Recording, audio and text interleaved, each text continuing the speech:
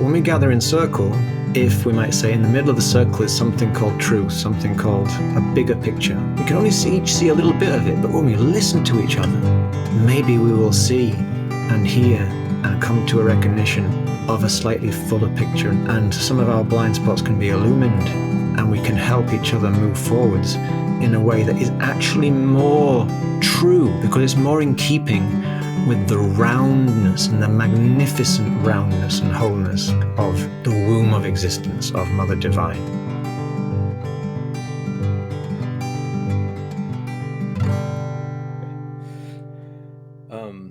So I think I got everything that you shared, James. But you talked about listening and connected it with joy and discernment and beauty and an innate quality. As innate quality is accessible to all human beings. And I wondered from your perspective, from a yogic perspective, what gets in the way of that listening, or that access to those innate human experiences or qualities, from everything you've seen and studied and experimented with? The thing that immediately comes up is basically habit. So according to the Indian cosmovision, or the yogic vision of reality, where we've come from, everything in this realm of manifest nature being that which is born, which will die, and in between which will change. So we are nature, we're part of nature. And like everything else that's part of nature, we're subject to three qualities.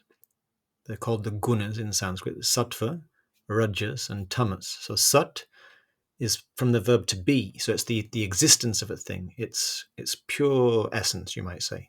So everything that exists, it has existence. But when you exist in nature, when we exist in nature, we're subject to change, because nature is a realm of birth and death, expansion, contraction, pulsation, dynamism. So everything that is subject to change. But nonetheless, once a thing takes on a certain form, it's more likely to maintain that form than change dramatically all at once. So everything that is subject to dynamism and change, but it also has inertia, which is called tamas or tamoguna in Sanskrit. So everything has inertia. So for example, I'm going to go to bed tonight, and all being well, I hope I might wake up again tomorrow, but I will be more or less in the same shape. Similarly, for example, I have a musical instrument called a harmonium, and it doesn't look like it changes much day to day. But there is some tiny change, and who knows, in a few hundred years, if the harmonium is never in a fire or anything like that, it will return to the dust that it came from, just like everything else. Even the mountains, they are also living and dying. From the human perspective, the lifespan of the mountain is rather long, but the mountains are changing. So everything has inertia, including habits. And so what I have witnessed, and sometimes it saddens me, is that we learn many habits that impede our natural intelligence, I would say.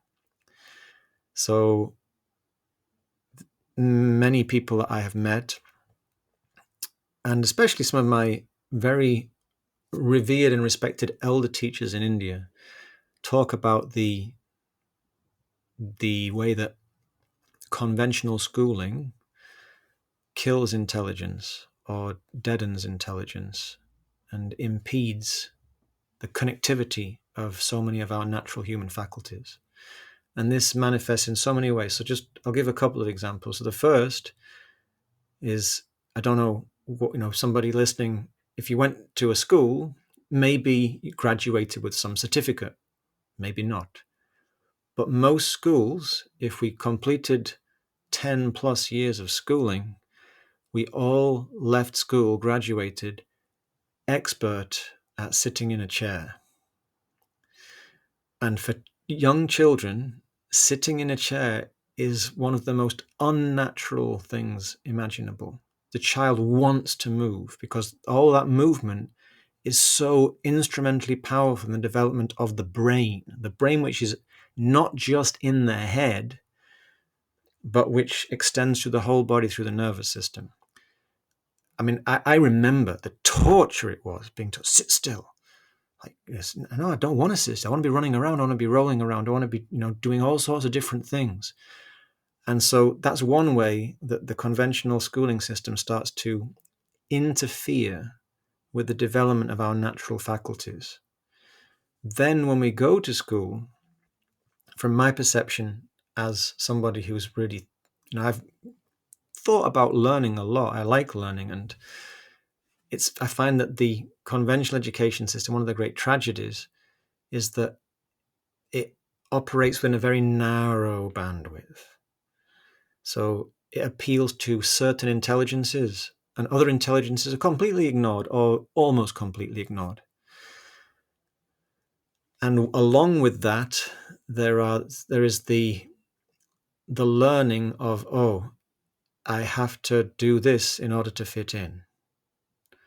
So often one of the legacies of that system is that it puts people into a box and entrains the idea that in order to survive in this world, I need to get into this box. And if I stay in that box, I'll be okay.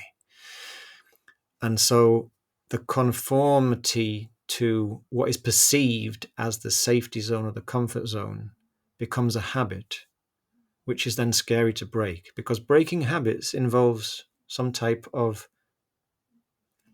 breaking through the inertia of that tamoguna, that inertia that anything that's alive has. So as soon as a habit gets developed, it wants to stay alive. So what I've noticed in my own life is if I want to change a habit, if I identify within myself, for example, a tendency, a pattern of perception or an idea, and I recognize, hey, this idea isn't really helping me anymore. This, I can see that where I took that on as a child, for example, I can see how it's been reinforced, but now I realize actually that idea isn't serving me. So I've seen you now, old obsolete habit. Thank you for being with me all these years. It's time to say goodbye. Will the habit saunter off happily into the sunset and wave me goodbye? No, it's like it's something that has life. And so it's going to fight for its life. And so if I'm going to break through, I will need to actually be very courageous and enact effort to push through resistance. And this is not part of the conventional education system. We don't get taught about facing down resistance and breaking habits and inviting new ones in a way that actually works. And this is like yoga is about extending the invitation. So if I try to force myself to come out of a habit, for every reaction, there's an equal and opposite reaction. So if I try to force myself to change, I'm likely just to get into a tussle that's going to perpetuate self-sabotage. Yoga invites us to create a scenario that we experience, that the whole system can recognize as being far preferable to the way I've been operating before. So if I can courageously, steadily invite myself into that new way of being a few times in relatively quick succession, the gripping onto the old habit will dissolve in the sweetness and richness of that new way that's actually more whole, that's inviting more of myself into the present, because that is its own validation, its own reward. But in the conventional schooling, we don't get any of this. And one of my Indian teachers, he's dead now, but I met him when he was 74. And he said, "Oh, well, you're British, so you don't have an education because you brought it here to India, but the British education system is no education system. Education means to draw out what is inside, but the so-called British education system is all about cramming in. You cram in, you pass the test, and you forget." He says real education is about empowering you and bringing forth the gifts that are waiting to blossom from within. And so I feel that we get into these habits because of our schooling. Now, when I say schooling, I don't just mean what we learn at the school, but what we are schooled in by all of these streams of influence that permeate our society, we get schooled in the ways of conformity that often does not allow the expression or the blossoming forth of the individual. I at school, the timetable where I went, it's like the periods are all in a little box. Like maybe you've seen do you have a wall calendar, a beautiful picture perhaps? Then underneath you've got the days of the month, and they're all little box, and they're all the same size except for Sunday, which for some reason is smaller. Which is ridiculous because Sunday is one of the biggest days of the week. It's the day of the sun. It's one of the most expansive days. I've realized not every day is created equal. Some days, here in England, it's the seasonal variation is huge, and within the month, every day is different. But school teaches us, and some of the tendencies in conventional mainstream society, let's say, they reinforce this idea of just fit into the box.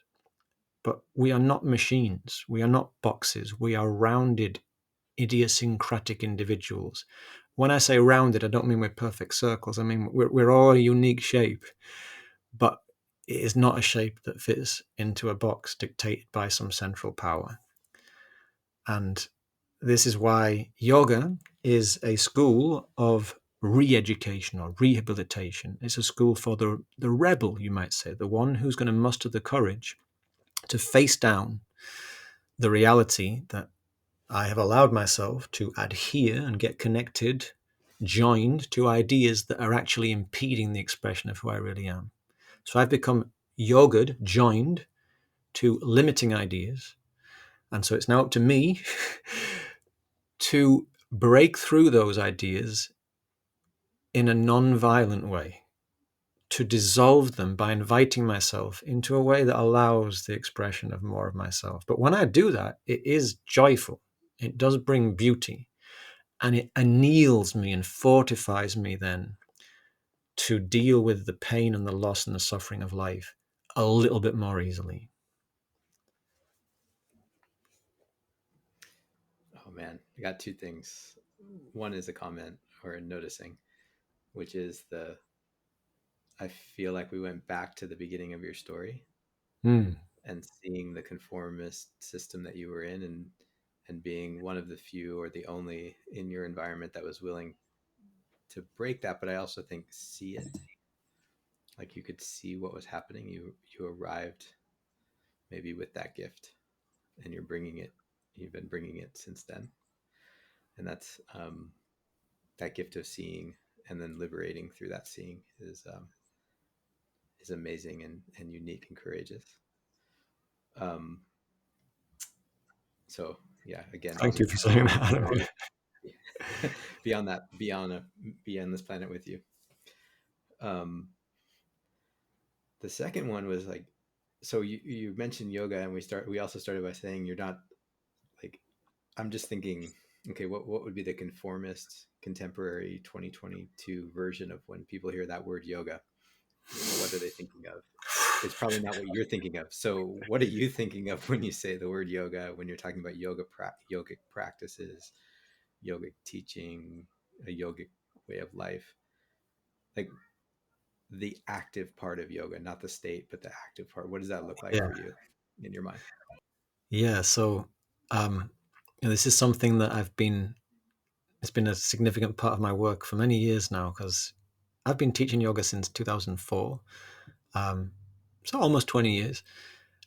And sometimes people, what do you do? I teach yoga. And then I noticed I could perceive people getting an idea from that combination of words that bore very little resemblance to what I do. And even now, when I do these workshop programs, so I loved the way that my friend Martin in Prague, who organized the most recent program I've just given last weekend, he said in the announcement, he said, "Oh, James has a very original approach to yoga," and then he said various things about the movement and the singing and the Sanskrit, and then he says, "Really, you won't find it anywhere else." I don't know. Oh, thank you, Martin. But what I've been attempting to do is to invite people into a recognition that yoga can be practiced by anybody. You don't have to do any particular technique. All yoga really means is to gather ourselves, to bring more of ourselves into the present moment. So in the work that I do, I, let's say, consciously, intentionally work with movement and meditation and singing and sound and relating, conscious relating, circle, listening, inquiry exercises. So we're working with the physical, physiological, mental, intellectual, emotional, sensory capacities, expressive, creative, regenerative, eliminative capacities. Like we're working with the whole human being. So yoga as a system, a method, it's related to another school of philosophy called Sankhya, which basically tells the story of where we've come from as human beings, how we've evolved. And it describes that the human being has these capacities. We have not just the five senses that we're all familiar with of hearing, touch, sight, taste, and smell, but we also have a expressive capacity to communicate. We have the linguistic capacity. We have these unusual hands compared to other creatures. We can shape and form and manipulate and pick things up and put things down. And we can't just pick up and put down material things. We can also do this with ideas. We have a big range of locomotive capacities as human beings. So we're not the best swimmers or the best runners or the best climbers, but we can climb, swim, run to some degree. So we're good all-rounders, and we've got that capacity for long-distance walking and running. But we've got a whole range of locomotive capacities. Now, often these days, we don't use them in the modern world, in our furnished reality. So this led me to think, if I want to practice yoga and invite all parts of myself, then I need to take care to express my physical capacities in ways that are actually nourishing for my organs, nourishing for my inner reality. So just doing the same types of things day in, day out, as many of us do in the modern world, maybe it's a good practice to invite myself into a broader expression of physical movement and manual things and expressive things. And we also have a capacity to digest, assimilate, excrete, leave behind things that no longer serve us. And we are creative creatures. We can recreate ourselves. So thinking back to school, one of the most important times in the day is playtime. I think in the States it's sometimes called recess, but I like the way they call it in French. It's la récréation.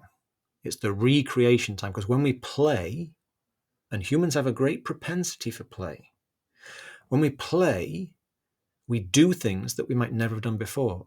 A good game has rules. It creates certain confinement, but with that confinement then invites creativity, invites new permutations and combinations of movement or expression or sensory coming together of all these instrumental powers that actually recreate our understanding of who we are. So when you see, and I'm still heartened, if I walk past the school playground, I see kids still know how to play. And they're doing things that are challenging all of these different instrumental innate powers. So for me, yoga is a rehabilitation program. It's a recovery program. It's about remembering. We have all these amazing instrumental powers. Yoga means gathering them all, inviting them all to the party. So I like Bob Marley, and he has so many great lyrics that are full of yogic resonance. But like there's one song that says, "We're gonna have a soul shakedown party tonight." Now that's the only type of party I'm really interested in. I want it to move me at the soul level. So sometimes people say, "Oh, I'm only interested in doing the physical yoga practice." Well, pause there. Wait a minute.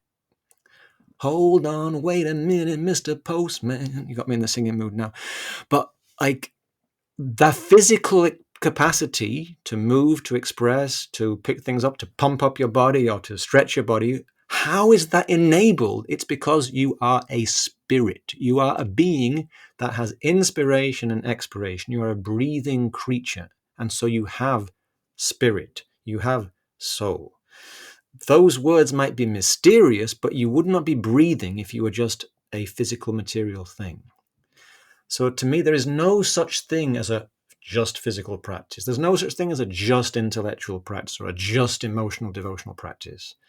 All lenses or approaches to practice depend on the animating spirit.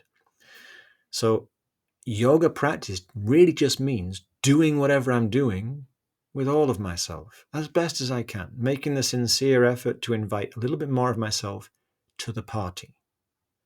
And if I'm able to courageously and consistently invite more of myself into the present moment, then I'm going to have a soul shakedown, because it's very likely that I have been, certainly I could speak, for myself, I have got into habits where some parts of myself are a little bit left in the dark, left in the shadows, neglected.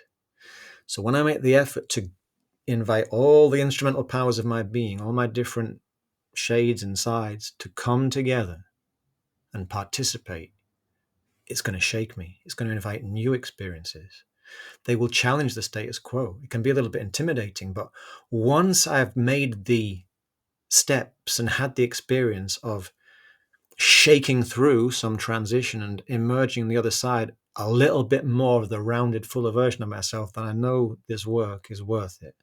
And so yoga becomes this self-propelling path, a self-validating path. But it requires support and consistency to get us through that initial resistance. I don't know, again, if I've answered your question, Adam, but yeah, it's a Well, question that we could answer at great length. But I don't think I even have to ask you a question, and you're answering it. Um, but and inviting a whole bunch of new ones, um, and also having this very, and Miriam, I know I want to open up the space or step back for a moment after this, but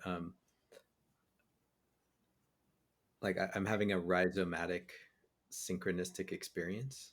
We're yesterday talking about field theory and the idea that like things arise from a sort of um, rhizomatic body of the field in different places, both culturally yeah. and individually. And this is, synchronicity.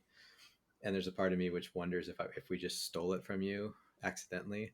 But now that this is recorded, it's not plagiarism anymore, if that's the truth. But because I can't remember, but we talk about animating spirit, Hmm. and when we're thinking about organizations, like the way that we live in this heroic, the general tendency in our culture is that there's a hero who has a great vision, who starts a company or starts a community or starts teaching, and they own that idea, and then they're responsible wholly for carrying it out and all the outcomes of it. Mm. Versus that there's this spirit which gives us a spark of insight. We Mm. don't own that insight, Mm. but it starts the breathing of a collective too. People Hmm. come in and people go out, and the journey of creation ebbs and flows, and our work has become helping a group or a company or a community to get the things out of the way which are preventing them from flourishing, and usually those are cultural ideas too. So I love Mm. just the language. Like, I don't want to take the time from hearing more from you, but I just want to comment on that. The language that we're using is so similar, and I'm sorry if we stole that from you at some point accidentally. But No, I I mean, think it might be rhizomatic. I, Like it's well, on that note, I just like to, like, sometimes people have these ideas, especially in like in movement or in sequences, that, oh, this is this person's invention. I just think this is very hubristic. Do you really think you're the first person who's ever moved their body in that combination? We've been around for thousands of years. There's only so many ways a human can move. And when people say, oh, modern yoga asana is a recent invention, are you really sure about that? Do you not think that thousands of years ago, when the troops were training or the troop of dancers were doing their training, they weren't doing very similar things to, pushing and pulling and jumping and twisting and turning and rolling and spinning? It's like, that's what humans do when they move. And people have been training in the martial arts and the dance for who knows how many centuries, who knows how many millennia. And I also really resonate with this idea that sometimes, I mean, I think there's what's he called, Rupert Sheldrake's work about morphic resonance, how these ideas, they emerge all around. And I've been really pleasantly surprised how I've heard other people saying, oh, they're saying exactly the same, it's the same message in slightly different words. So, and I certainly didn't coin animating spirit. I mean, that's something that I think humans have been aware of again since way back. So, well, I but think one of the things, maybe Can I we'll just say one more remember. thing? Just because Yeah. you also mentioned the idea of the hero and the like the hero's journey or the heroic vision, and this is also an interesting idea for me because yoga requires this valor of the hero, the one who's willing to go into the dark, into the unknown, beyond the known, and then emerge through that. But in relation to what you just laid out, Adam, I would say that the true hero, the courageous one, is the one who has the courage and the honesty to recognize that it's not about me. It's like that the vision that I Amen. can birth, it's not mine to grab onto or to possess. It's can I find the courage to be the conduit, to be the channel? And so that will avoid me. When I get out of my own way, beautiful work can come through me. And so it's interesting the way, because I've never I don't work in that type of organizational structure. And what you just laid out, I can see that it could be easy to get attached to, oh, this is my company or my vision, whatever. But I find it is so beautiful when, and I think this to me is one of the great gifts of Circle. Um, Recently, I met a person who's never experienced Circle but wanted to. And in conversation with this person, I realized that they've not had the opportunity to actually experience how the circle begets its own wisdom. And there's an emergence that it's because it's created by all of us in that space together. And that's the animating spirit that we're all part of. Like yoga says, ultimately we're all one. And we all have a unique part. We're all a unique expression of that. So yeah, I would say that the hero is about courage and persistence, and it's like to persistently, consistently have the courage to get out of our own way. And then maybe as part of a collective, we can tune in to and be a vessel for the experience of things that bring renewal and maybe great beauty and joy and help us become more discerning too. Sorry, Miriam, go on. I just want to keep saying amen. Well, I have Maybe typed so. two lines. Maybe so. I have two lines. The first is another request, and then I have a question. The request is if you would share a song or a recitation that for you represents the animating spirit of yoga. Wow. Well, um, wow. There are many, there are a few things that come to mind, including some quite long songs. So I guess what could be an appropriate thing would be for me to sing maybe one verse of a couple of songs and then talk about, like, say, the deeper symbolism of what those songs mean. Yeah. You mean you're not going to recite the whole Bhagavad Gita from memory? Yeah. I mean, That would be obviously, awesome right now. that's a 3 hour program. So, Okay, um, next time. yeah. So, yeah, I will. I will sing.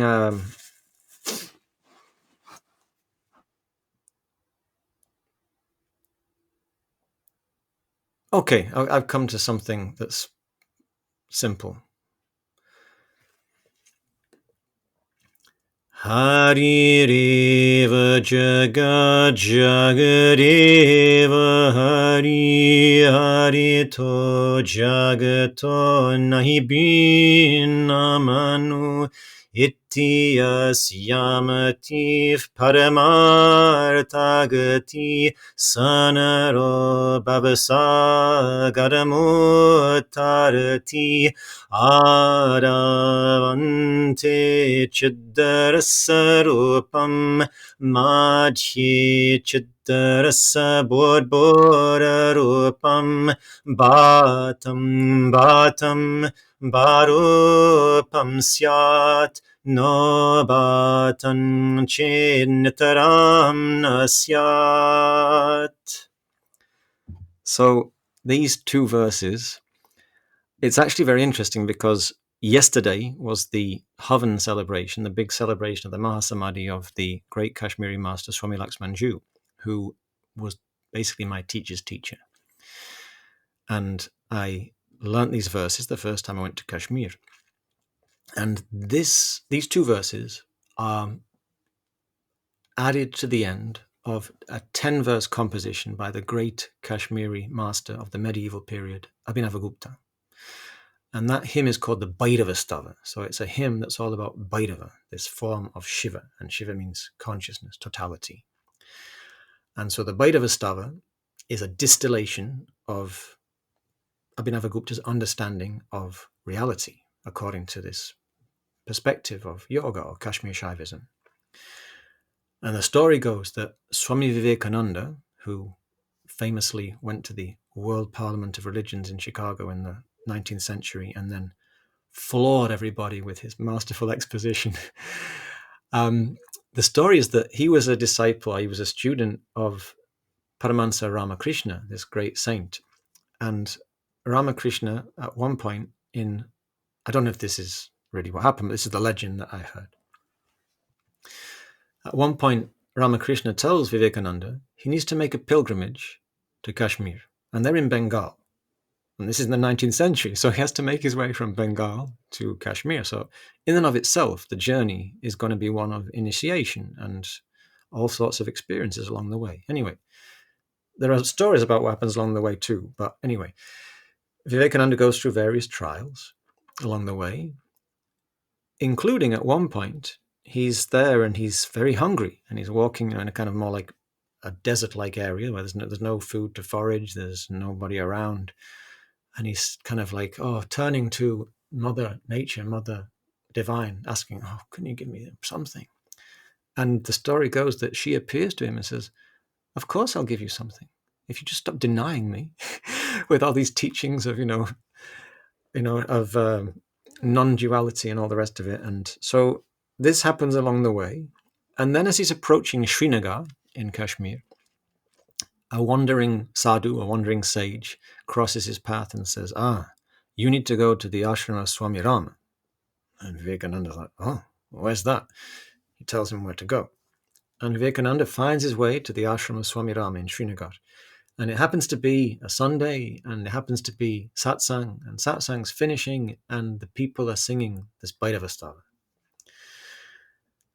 And Vivekananda arrives, he hears the song, and this is Vivekananda. He's renowned for his amazing discriminating intelligence, he's a superpower intellect. He hears the deeply layered, instructive, distilled verses of the hymn, and he's able to understand them very quickly, very readily. And he feels the spirit that is infused in them in the song of the devotees. And then on the spot, this being Vivekananda, he composes an additional verse. And when the group stops singing, he bursts into song and sings this extra verse to show to Swami Rama, who's come to see, that he's got it. He's finally understood why his master sent him there.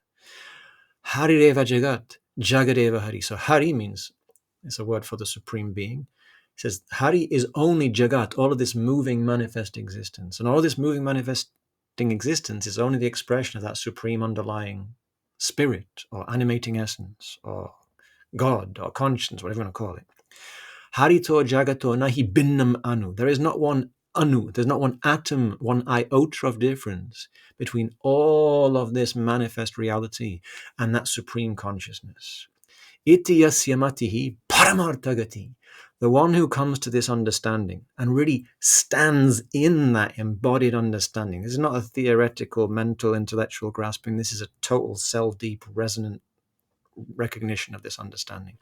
One who comes to that type of understanding, Bhavasagaram uttarati, that person leaps over the ocean of transmigratory worldly existence.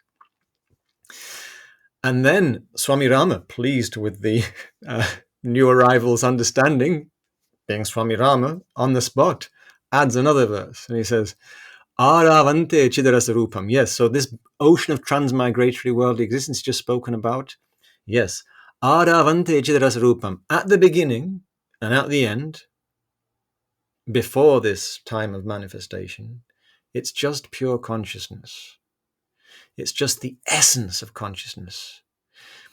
But madhye, here in the middle, in this time of experiencing life experiencing the power of consciousness to manifest, it's like these bubbles of consciousness that are bubbling up for the underlying ocean of pure consciousness underlying everything. Bhatam barupam syat, no bhatan chid nitram nasyat. When it bubbles up into manifestation, how does it do it? Bhatam, it's shining. Everything in existence is shining with the self-effulgent light of consciousness. And if it was not, how could it ever be experienced or manifest at all? And so the idea is everything is the means. Even in the darkest of times, what do we know? When one of my Indian teachers says, James, he doesn't just say it to me, but for example, if he's speaking to me, he says, James, remember, your problem is smaller than you are, because your problem exists in your awareness. Sometimes in life is very dark, but we are able to perceive the darkness or perceive the difficulty only because we have a light of consciousness, light of awareness that's allowing us to perceive. So inherent in this song and in the other songs that came to mind, the much longer ones, this is the real essence that I think you were asking me about, Miriam. So it's interesting that this song came. The idea is that there is a light that never goes out. There is a light of awareness. Even in the darkest times, that's always shining. So our job, our task, is to apprentice ourselves to this light of awareness. And in the Indian system, as it's come to me through my Indian teachers, it's like the distinguishing characteristics of the human being. We have this, relative to other creatures that we're aware of, we have unusually distinct linguistic capacities. We also have self-reflexive awareness. The tree is unapologetically the tree. The lion is unapologetically the lion. But the human being is the only creature that can be something other than itself. We can be, we can watch ourselves, observe ourselves, feel ourselves.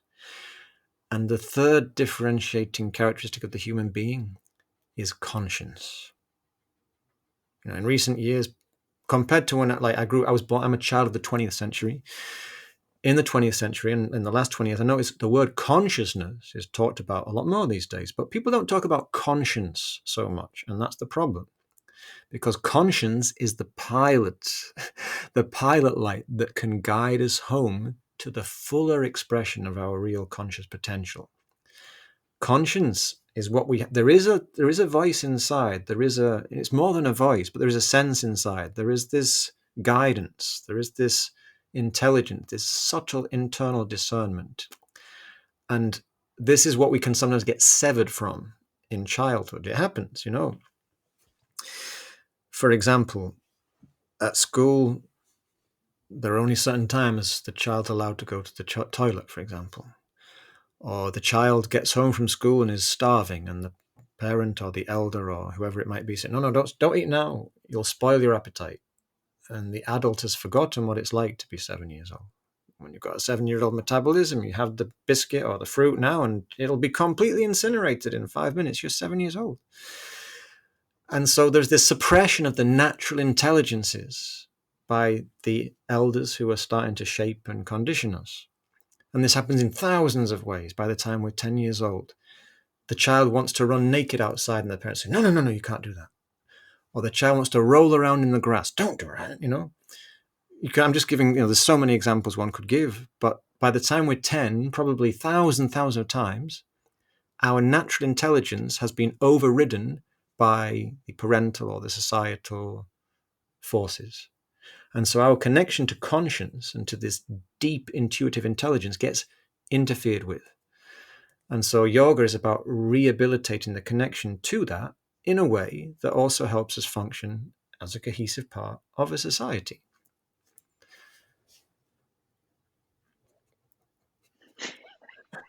How do you follow that?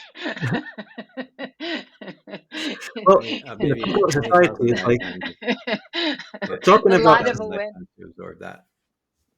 But talking about society, I do believe that it's very realistic for us human beings to actually, let's say, collaborate with each other and our ecos, our environment, in a much more joyful, beautiful way. Like I find, for example, I came out of the womb in England, so I'm British, and the home of the so-called constitutional democracy. And we have this Houses of Parliament where there are two sides of the House, and it's very adversarial. And in the so-called democratic system, there's a tremendous amount of time, energy, and resources wasted on putting down the opposition and trying to get elected. And I think a tremendous amount of that energy would be much better deployed looking towards the long-term well-being of the whole of society. And what's one of the tragedies is that the elected members of the parliament represent their party before their constituents.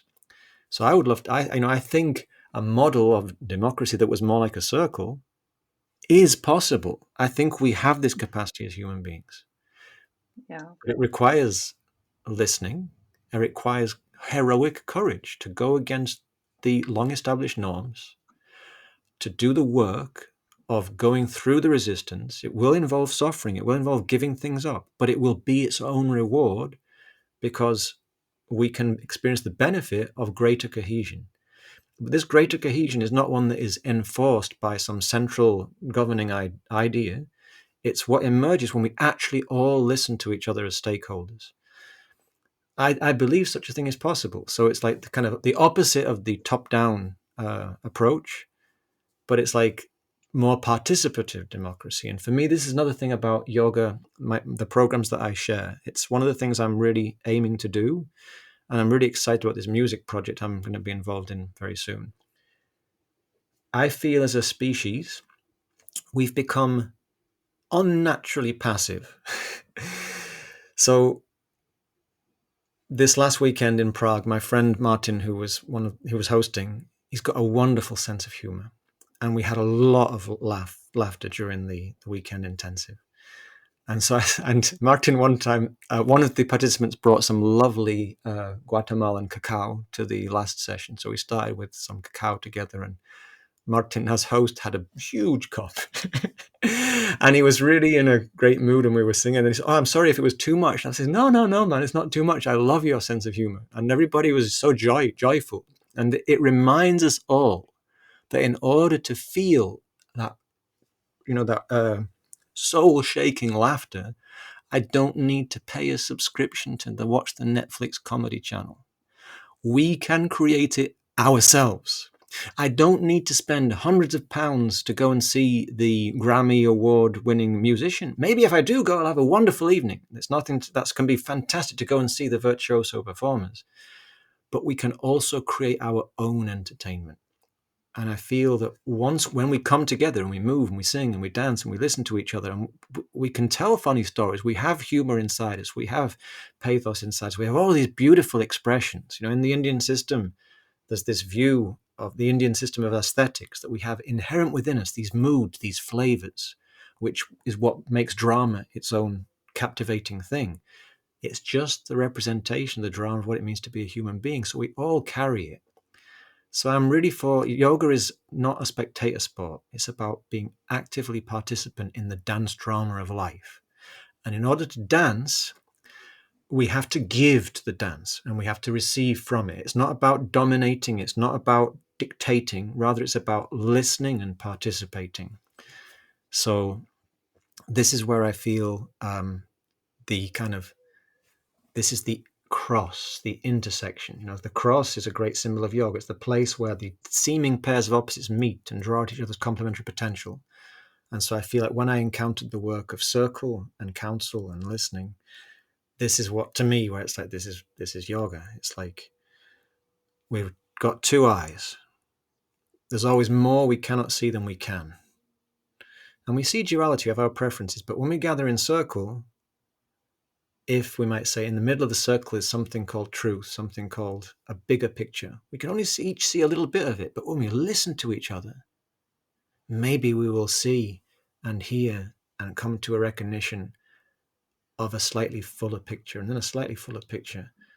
And some of our blind spots can be illumined, and we can help each other move forwards in a way that is actually more true, because it's more in keeping with the roundness and the magnificent roundness and wholeness of the womb of existence of Mother Divine.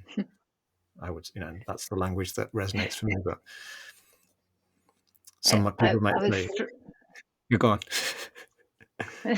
I was struck by your everything is the means. Mm, Everything is the means. And also the question that I had that was lingering, and I was like holding it as you were talking and kind of letting your words move me, both the feeling of them and the sense of them, as well as the meaning of them. I was really struck, and I have been struck in your journey, the way that you studied languages. mm, And then the way that yoga, going to study in, going to Japan, and that giving you a kind of another sort of thread of your story, and then going to India and learning through the Indian tradition of yoga with Indian teachers, and having been born in a British culture and really struck by that in and of itself being a kind of circle of culture. And so I'm kind of like really interested in the way that traveling through and learning, and teaching languages and learning a tradition from a culture that you were not born into, how that kind of opened into this animating spirit of what yoga is, and how you received it. mm. Yeah, thank you, Miriam. That's a very inviting question. And one thing I think there's a couple of things I need to add to the picture there, which is when I was 11, I went to stay with a French family in the school summer holidays. It so happened that my mother, when she was a schoolgirl, had a French pen friend, and her pen friend had been one of 5 girls. And when my mother's younger sister got her French pen friend, it was a younger sister in the same family. And when she got a bit older, she went on to have 5 sons, one of whom was born like 3 days apart from me. So from the time I was born, almost a couple of weeks later, it was already kind of, oh yeah, when they start learning French and English at school, then they'll be pen friends like we were. And I really liked French. And so age 11, I go to France and I go for a couple of weeks to stay with this family. And on that first trip, I had the experience. I was on the beach. They had a house near the sea. They would go fishing every day. With amazing food in their house. And I was on the beach and I was talking to an attractive young French girl.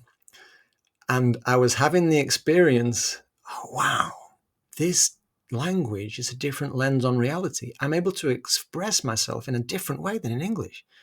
I'm able to even feel things a little bit differently because of this different language. And that was it. Then it was like, I was really I was looking forward to going back the next year and exploring more. And every summer I went back for usually a little bit longer every year. Then I went to study French and Italian. And when I was studying French and Italian at university, I realized how certain things don't get translated. Every language is its own lens on reality. Every language is its own ecosystem, it's got its own beauty, it's got its own particularities. And then I went to teach in Japan, and there I had very, very powerful series of experiences. The JET program was very well organized and had a lot of support. So we were told, you'll be in situations where you might think something's wrong, but it's just different. And so I had experiences where I was the only person in the room that thought something was wrong, and everybody else thought, no, this is the appropriate thing to do. And vice versa. Sometimes, oh, this is a great thing to do. And everybody else around me was like, they're not uncomfortable with it. But being a foreigner and being part of a school community, I did have opportunity to really participate and to share things. And because I was a foreigner, the ideas that I might advance they were able to be received in a way that they wouldn't have been able to if it was a Japanese colleague of the same age, because, well, the person's here. This is a cultural exchange program. So that's the whole point of him being here, kind of thing. And then same in Thailand. I lived there for almost 7 years, and I taught in a school, then in university. But I really had many experiences that highlighted how what I might have assumed was universal was not. It was cultural. And so I got used to trying to communicate across different cultures. And by the time I came to study Sanskrit, I knew, for example, one of my favorite novels is an Italian novel, and I read it in Italian and English. And my favorite parts of the novel were different parts because the flavor evoked in the original Italian in that particular episode wasn't replicated in the translation. But in the translation, there's another episode that took on this different magical quality from the original. So when I started to learn Sanskrit, well, when I got into yoga, I'd read some translations of Yoga Sutra and Bhagavad Gita, and they didn't leave me cold, but it was like I knew I was missing a lot. And then I met my teacher, Larry, who was this direct student of Swami Laxmanju and before that of Maharishi Mahesh Yogi. And when Larry spoke about these texts, they just came so alive. And then I thought, I really want to be able to have a personal relationship with these texts, to get enough of a handle on the language to be able to, because I felt these texts are lifelong companions. So I would like to be able to develop a relationship with them. And by that time, I'd already come to recognize that every language is a gift. When I was a student in Italy, my landlady said, languages are the keys to the doors. And she knew several languages, so every language is going to open up new vistas for you. And I feel really, really grateful and blessed that I studied languages at that early age, and it really brought home to me how there's like this idea at school. Sometimes we get told, there are two sides to every story. I hate that lie. There are thousands of sides to every story. And sometimes when I tried to have to translate it sometimes at various points, I've realized I can't translate that. I'm putting a different slant on it. It's impossible to replicate what the original points to or suggests. So there are thousands of sides to every story, and the different languages. It's definitely been a hugely formative part of my approach to my work because it's about communication. But language is an invitation. And they say in Sanskrit, they say Sanskrit means well done, well made, and the tradition is very well made. It's very thorough.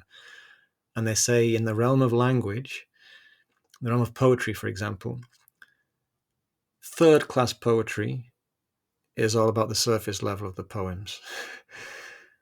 Second class poetry is about the artifice, the figures of speech and all that. But top class, first class poetry is all about the suggestion.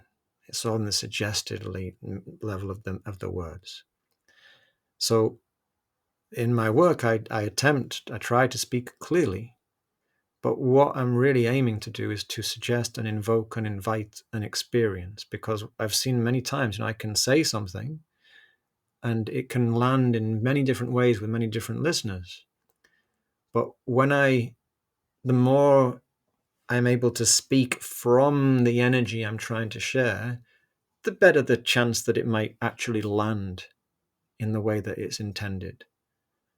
And I feel that it's interesting that having studied these different languages and had those experiences, it's brought me to a sense that the skill that's really important to cultivate is to listen beneath the actual words themselves.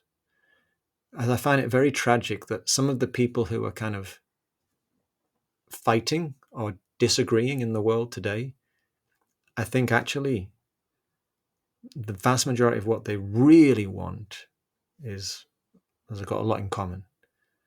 And sometimes we get fixated on superficial things that seem to be different, whereas underneath there is a real longing for something that's much more shared.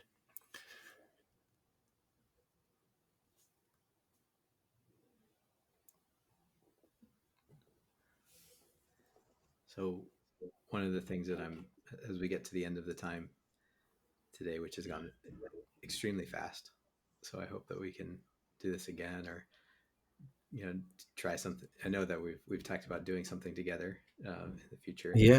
um, Super looking forward to that, and also trying to find ways to get more of your words out to our people, so hopefully they'll find you and learn more from you. One of the things that really stands out for me though, one of the ways that I'm hearing what you've shared today is this sort of multi perspective reality, the multiple perspectives on truth, Hmm. and that's that image of the circle that you use, that we're all looking towards truth. We all have we all have our own way of interpreting it. And one of the things gets in the way and causes so much conflict in the world is that it's the conflict over what's the absolute truth, what's the objective truth, what is the word, my word versus your word, Mm. versus this I think reality that I feel invited to by what you're saying, which is that we all hold one piece of this puzzle, and Mm. there's a humility and a courage in that.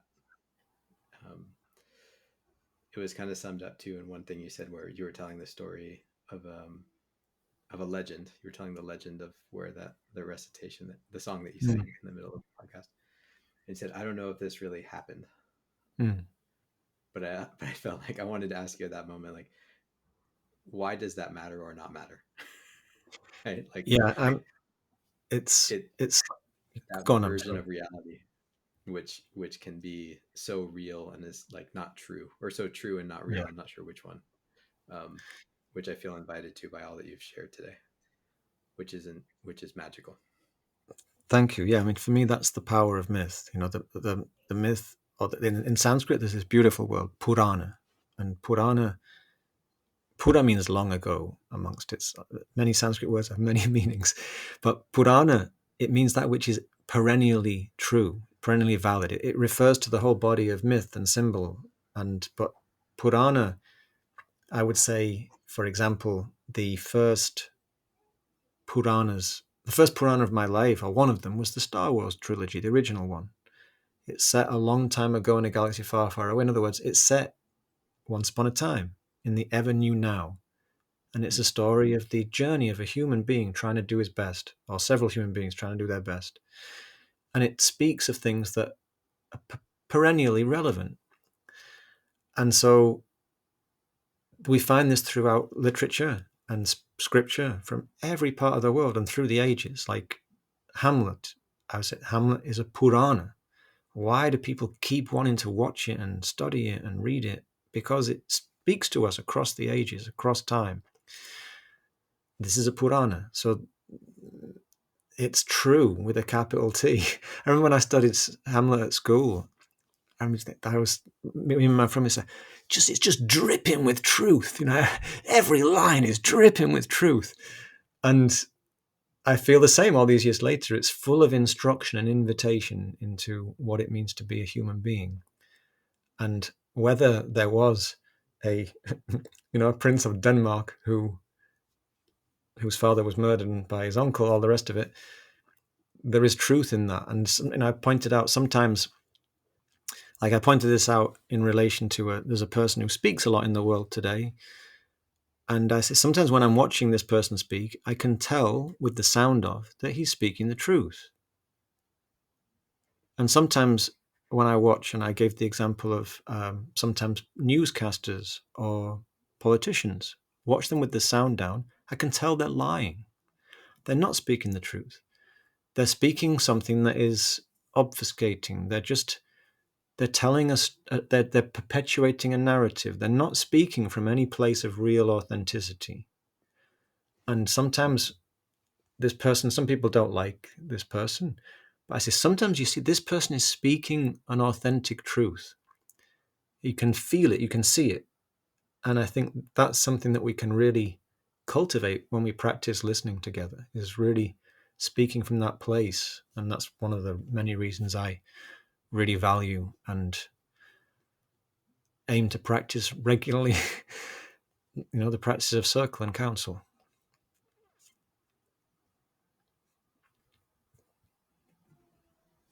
Man, thank you for sharing with us today. Like, It's, it yeah, always it's a feels pleasure. like every podcast we Very, do, I say very this happy is the to be best with one you. ever. Every podcast we do, I say this is the best one ever, and this was extraordinary, um, and I feel nourished. I hope that like the listeners feel the same way. Um, and like I said, follow you. We'll share some places to continue to learn with you and join you on the journey of life through your teachings and through the wisdom and the truth that you're bringing, whether it's real or not. They'll have to figure that out, but yeah, that's all we can do. Yeah, keep exploring. Yeah. Well, thank you for today. It's been great to share this time with you. Thank you so much for your light, your animating spirit, bringing it all alive. Well, I hope we can put our lights together in person again sometime before too long. Yeah, let's play. Yeah. Let's play. Yeah. Let's play. Divine play. Thank you so much. Thank you.